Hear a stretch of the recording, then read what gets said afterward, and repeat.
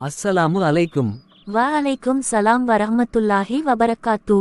என்ன அகமத், ஹோம்வொர்க் எல்லாம் முடிச்சிட்டியா?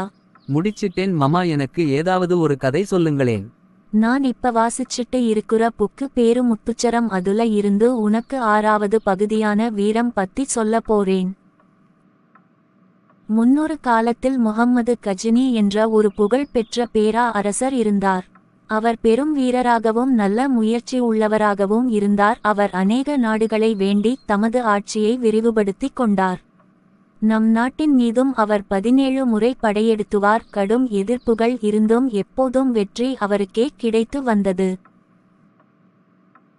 ஒரு சமயம் அவருடைய அவைக்கு ஒரு கிழவி வந்தாள்.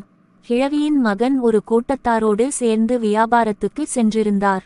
இடைவெளியில் கொள்ளைக்காரர்கள் அவரது பொருட்களை பறித்து கொண்டு அவரை கொன்று விட்டனர். கிழவி இந்த சம்பவத்தை அரசருக்கு அறிவித்து, நீங்கள் கொள்ளைக்காரர்களுக்கு தண்டனை அளித்து மீண்டும் கொள்ளைக்காரர்கள் வழிபோக்கர்களின் மீது கை வைக்காதவாறு ஏற்பாடு செய்ய வேண்டும் என்றாள்.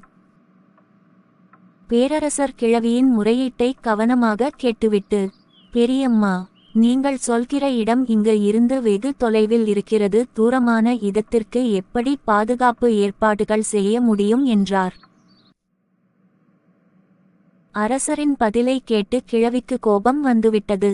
அந்த இடங்களுக்கு பாதுகாப்பு ஏற்பாடுகளை செய்ய முடியவில்லை என்றால், அந்த இடங்களை வெற்றி கொண்டு உங்களது அரசாங்கத்தோடு ஏன் இணைத்து கொண்டீர்கள் என்றால். கிழவி சொன்னது அறிவுக்கு பொருத்தமானது. தான் இருந்தது. அரசர் மிகவும் வெட்கமடைந்தார். முகமது கஜினியவை இன்னும் பெயரை கேட்டாலே மாபெரும் மன்னர்கள் எல்லாம் அஞ்சி நடுங்குவார்கள். அப்படிப்பட்ட பேரரசர் ஒரு சாதாரண கிளைவின் அரக்கலை கண்டு பதுங்கி பூனை போல ஆகிவிட்டார். அவர் கிழவியின் இழப்புக்கு நஷ்ட ஈடு தந்து கொள்ளையர்கள் தேடி பிடித்து தண்டனை அளிப்பதாக வாக்குறுதி தந்தார்.